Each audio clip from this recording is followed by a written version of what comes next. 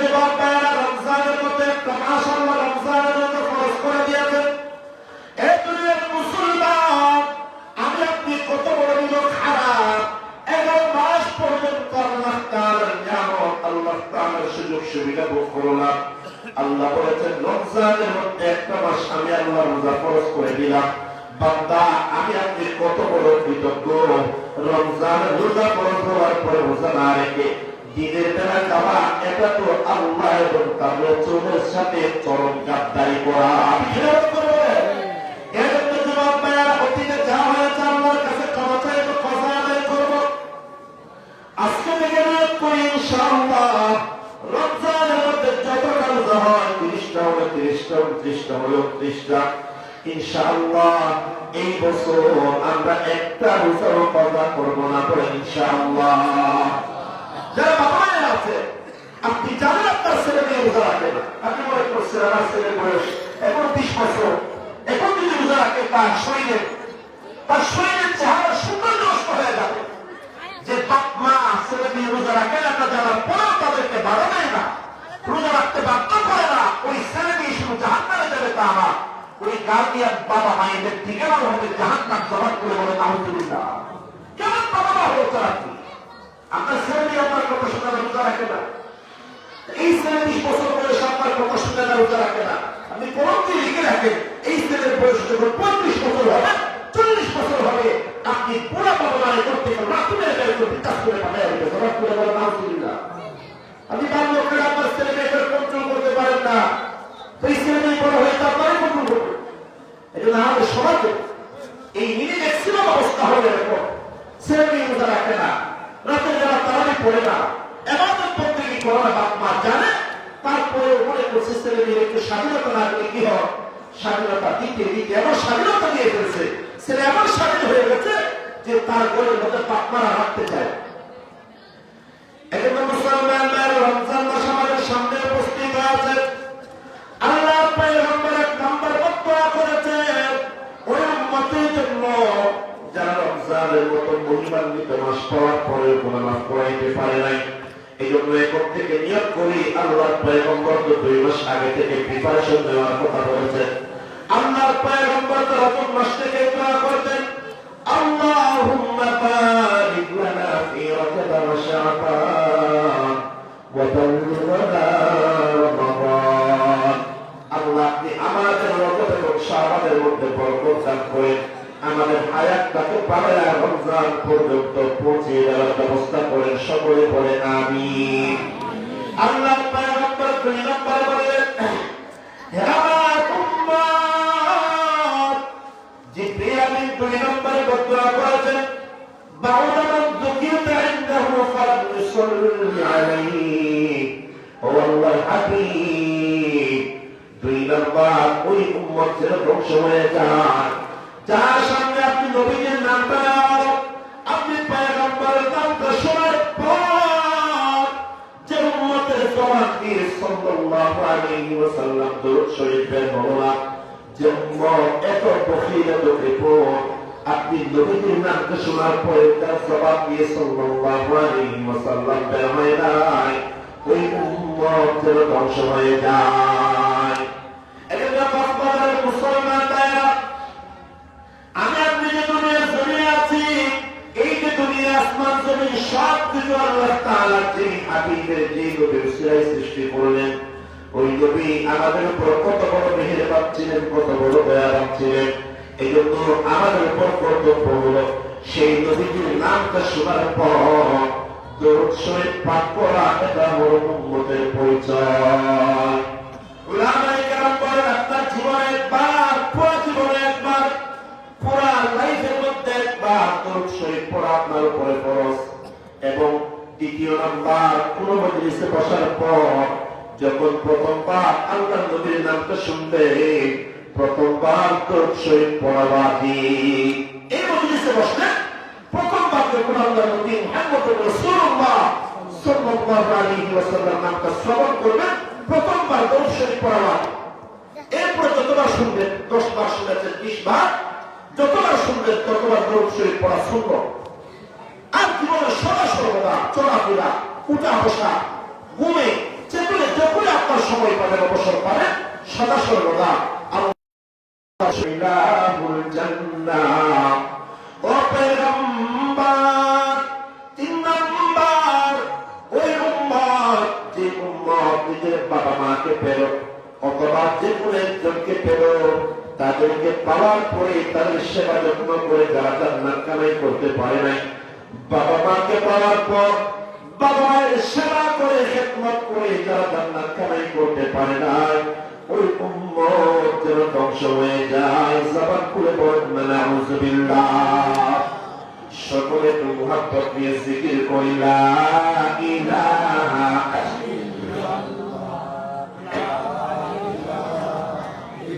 জুড়ে লা ইলাহা। আপনাদের আদর্শ স্বামী গ্রামের সবাই এই এলাকায় জিকির করা বাদ দিয়ে করা কবিরা গুনাহ, কি বলেন কবিরা গুনাহ? কিছু তো বলেন আসার সময় কি বাবুর সাথে পছন্দ করে আসছেন যে মা আসলে বড় আওয়াজ দিয়ে কথা বলবো না, বললে সকিনাগুলোর উপর ঠিক করা কেন আসলে তেতুরা টাউনের মানুষ প্রত্যেক বন্ধ করছে, এত শীত পড়তেছে কেন?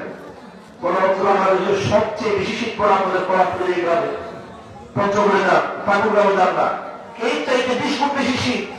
সঞ্জীবে যান, পরিচ্ছন্ন যান, গাছ এই পার্বত্য এলাকা, সব পাহাড় পাহাড়, গাছ আর গাছ। এখানে যে পরিমাণ শীত পড়ে আপনাদের এই এলাকায় তো তার 20 ভাগের কত পড়ে না, কিন্তু বড় হচ্ছে বাংলাদেশের সবচেয়ে, বাংলাদেশের বড় হচ্ছে কাশ্মীর, এখানে শীতের গরম পড়তেছে পারে। আর যুবক যুবক বাইরে কিছু কি 20 বছরের যুবক, কাপড় চোপড় 80 বছরের বৃদ্ধের মতো, এজন্য এত শীত পড়া যায় এখানে, কোনো শীতেই না, শীত লেগে আপনাদের এলাকায় কি থেকে পড়া করা করতে পারবো না, কথা বলতে হবে, বলা করতে পারবো না, চলে আসবো না।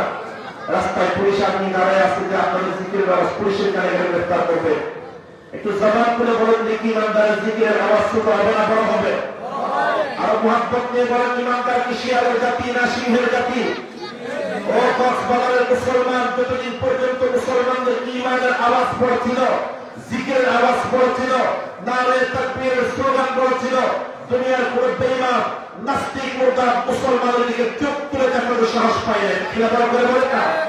আজকে আমাদের ইমানের আওয়াজ দুর্বল হওয়ার কারণে, জিকিরের আওয়াজ দুর্বল হওয়ার কারণে, নারে তাকবীরের স্লোগান দুর্বল হওয়ার কারণে দুনিয়ার বেঈমান নাস্তিক মুরতাদ মুশরিকরা মুসলমানের দিকে আঙুল তোলার সাহস পায়। কিনা বড় করে বলেন?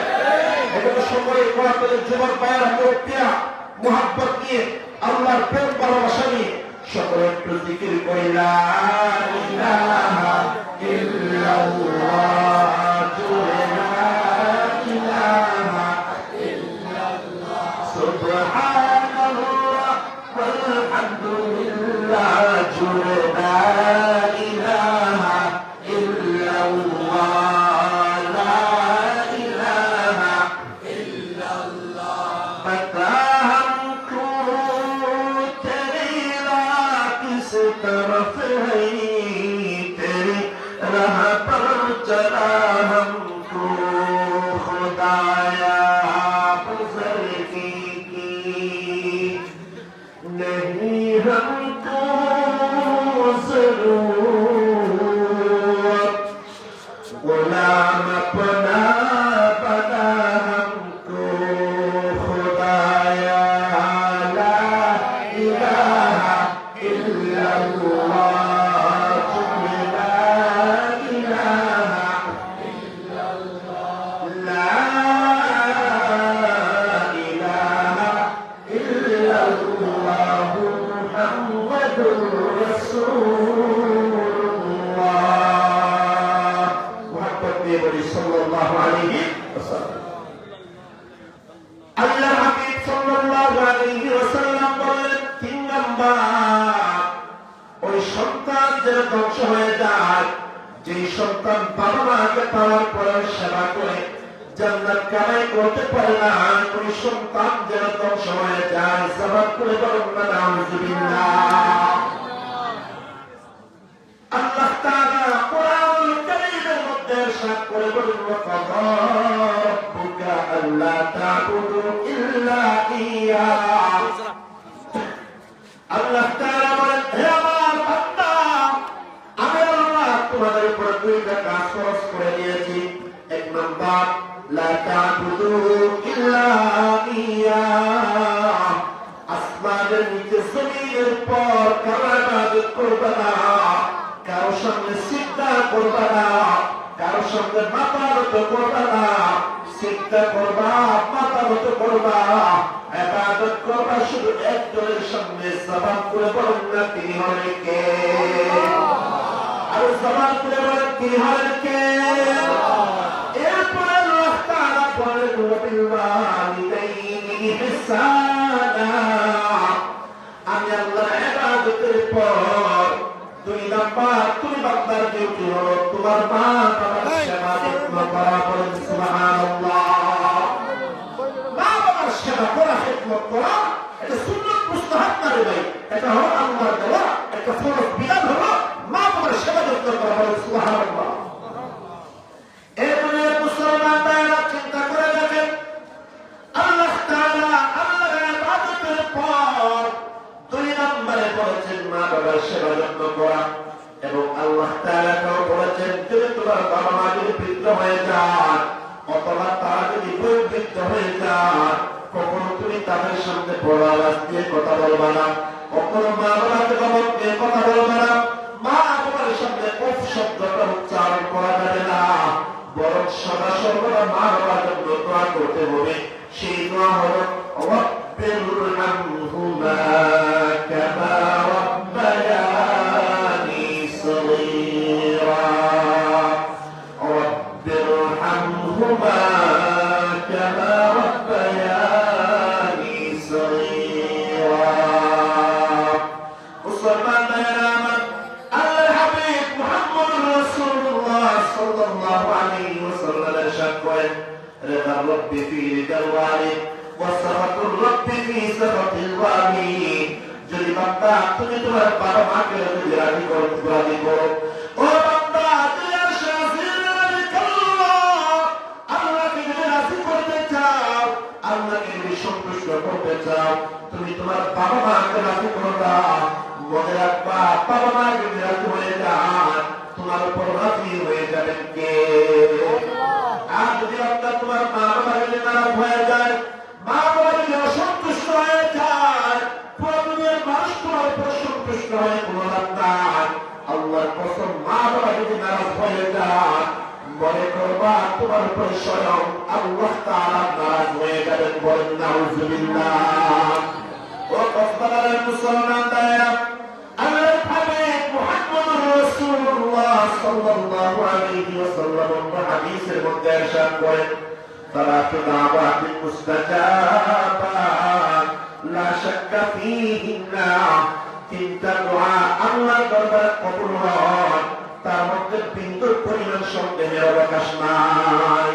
আল্লাহর হাবিব বলেন, এক নম্বর দাওয়াতুল মুসাফির, মুসাফিরের দোয়া আল্লাহর দরবারে কবুল হয়ে যায়। 2 নম্বর দাওয়াতুল মাজলুম, মাজলুমের দোয়া আল্লাহর দরবারে কবুল হয়ে যায়।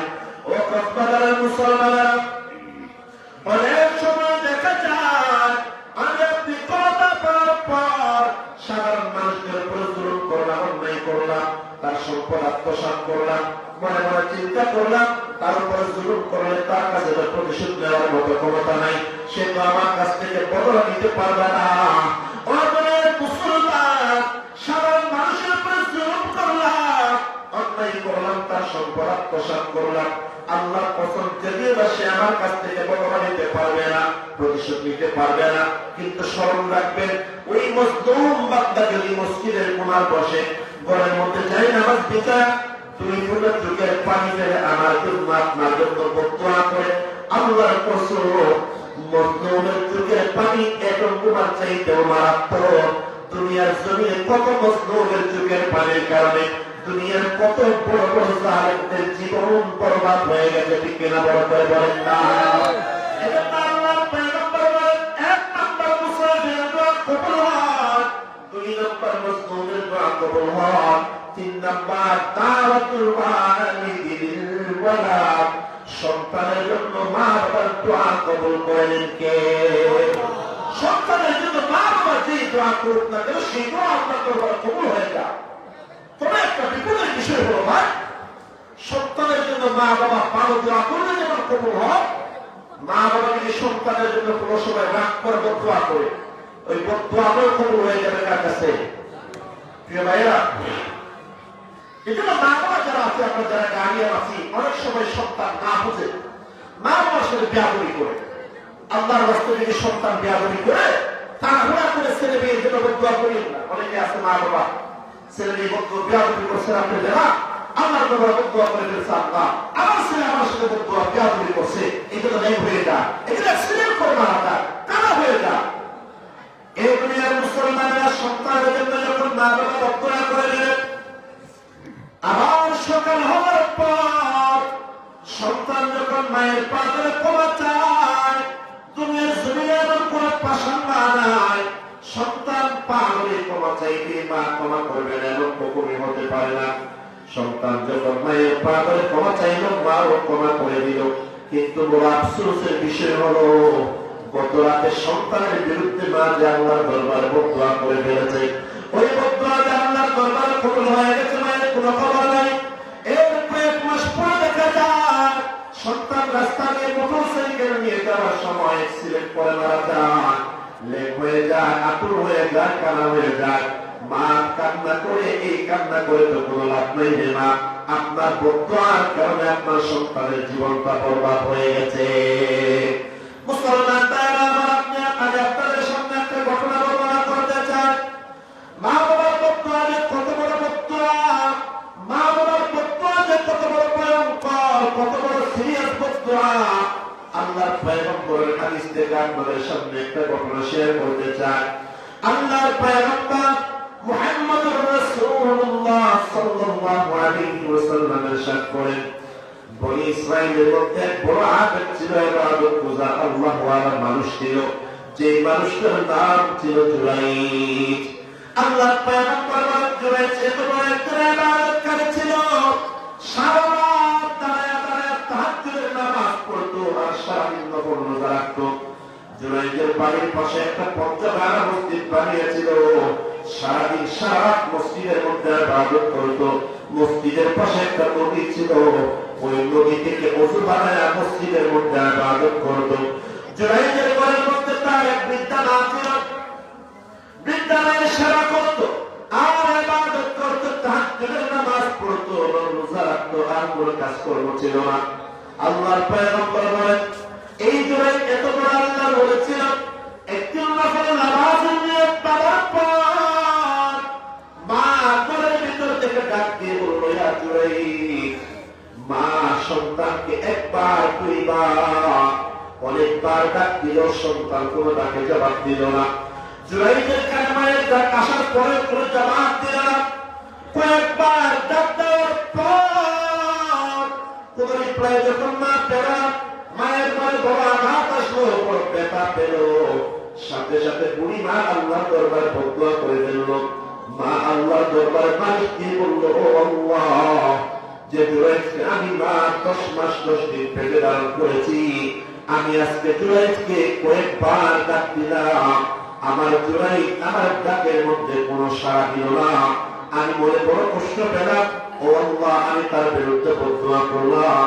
এই জুরাইজ মারা যাওয়ার আগে আগে দুনিয়ার কোন বেশ্যা মহিলাদের জুরাইজের উপর জানার অপবাদ দেয়। মা সন্তানের বিরুদ্ধে বড় ভয়ঙ্কর বদুয়া করে বেড়াচ্ছে। আমার সন্তান জুরাইজ মারা যাওয়ার আগে আগে দুনিয়ার কোন নষ্ট চরিত্র মহিলা, দুনিয়ার কোন বেশ্যা মহিলা যেন আমার সন্তানের উপর জানার অপবাদ দেয়। ওই কক্সবাজারের মুসলমান ভাইয়েরা এই বদুয়া করার কয়েক মাস পর ওই এলাকার মধ্যে দুশ্চরিত্রা চরিত্রহীন মহিলা ছিল। ওই মহিলার সাথে এলাকার ছাগলের রাখার অবৈধ সম্পর্ক ছিল, যারা সম্পর্ক ছিল। মুসলমান তারা অবৈধভাবে জেনা করার পর ওই মহিলা যখন প্রেগনেন্ট হয়ে গেল, প্রেগনেন্ট হওয়ার পর ডেলিভারির সময় যখন নিকটবর্তী হলো, ওই ছাগলের রাখার আর এই মহিলা তো বড় টেনশনের মধ্যে পড়ে গেল। তারা চিন্তা করতে লাগলো, আমাদের বাচ্চা ডেলিভারি হওয়ার পর দুনিয়ার মানুষের সামনে আমরা কেমনে আমাদের চেহারা দেখাবো। মুসলমান ভাইরা আমার, তারা বড় বিপদের মধ্যে, টেনশনের মধ্যে পড়ে গেল, কি করা যায়। ওই ছাগলের রাখা এই মহিলার একটা খারাপ পরামর্শ দিল। খারাপ পরামর্শ দেওয়ার পর ওই যারা সন্তানের যখন ডেলিভারি আল্লাহর জমিনে হয়ে গেল, ওই যার সন্তান দুনিয়ার জমিনে জন্মগ্রহণ করার পর যেদিন জন্মগ্রহণ করেছে ওই দিন রাত 2টার সময় ওই মহিলা জুরাইদের মসজিদের সামনে দাঁড়ায় চিল্লা চিল্লি আরম্ভ করে দিল। ওই মহিলা আমার তার জোরে জোরে চিল্লাইতে আরম্ভ করলো। গ্রামের সব মানুষের ঘুম ভেঙে গেল। গ্রামের সব মানুষ রাত 2টার সময় গভীর রাতে ওই জুরাইদের মসজিদের সামনে চলে আসলো। কি ব্যাপার? তার সকলে অবাক হয়ে বলল, ও মহিলা, কি ব্যাপার? তুমি এত রাত্রে চিৎকার চেঁচামেচি করে আমাদের কুলের মধ্যে কেন ব্যাঘাত ঘটাইলা? মুসলমান তারা আমার তো কোন চরিত্রহীন মহিলা। মহিলারা দিয়ে বলেন, ও গ্রামের মানুষ, তোমরা যে আমার কুলের মধ্যে একটা সন্তান দেখতে পাও, তোমরা কি জানো এই সন্তানের বাবাকে? গ্রামের লোকেরা বলল, আমরা জানি এই সন্তানটা কার সন্তান। ওই চরিত্রহীন মহিলা ডাক দিয়ে বললেন, ও গ্রামের মানুষ, তোমরা যে জানো না এই সন্তানের বাবাকে, আমি তোমাদের সামনে সন্তানের বাবাকে এটা পরিচয় করে দেওয়ার জন্য তোমাদের গুণে ডিস্টার্ব করেছি। মহিলা ডাক দিয়ে বললেন, ও আমার গ্রামের মানুষ, এই যে মসজিদের মধ্যে দাঁড়ায় দাঁড়ায় তাহাজ্জুদের নামাজ পড়ে যাকে তোমরা মস্ত বড় একজন আল্লাহর ওলি মনে করো, আমি মহিলা সাক্ষ্য দিচ্ছি এই জুরাই পুরো আল্লাহর ওলি না, বরং এই জুরাই হলো মস্ত বড় একজন প্রতারক। এই জুরাই হলো একজন মস্ত বড় একজন বন্ধ। আল্লাহর ওলির লেবাস ধারণ করে, মুখোশ ধারণ করে এই জুরাই আমার সাথে সেনা করেছে, বিচার করেছে। আমার সাথে সেনা করার পর আমি প্রেগনেন্ট হয়ে গেছি, আমার সন্তান ডেলিভারি হয়ে গেছে। ও গ্রামের মানুষ, তোমরা সকলে পরিষ্কার ভাবে জেনে নাও, আমার এই সন্তানের বাবা হল এই বন্ধ জুরাই। সকলে জবান করে বলেন নাউজুবিল্লাহ। মুসলমান ভাইরা আমার, এই মহিলা যখন এই মিথ্যাচার করলো, জুরাইদের উপর যখন মিথ্যা অপবাদ দিল, আমাদের দুনিয়ার মানুষের ভিতরে একটা বড় সমস্যা হলো এটা, যদি আমরা কারোর উপর কোন মিথ্যা অপবাদ যদি শুনি, কোন অভিযোগ যদি শুনি, এটা তদন্ত করা যায় ওই মানুষটাকে অপরাধী বানায় ফেলে।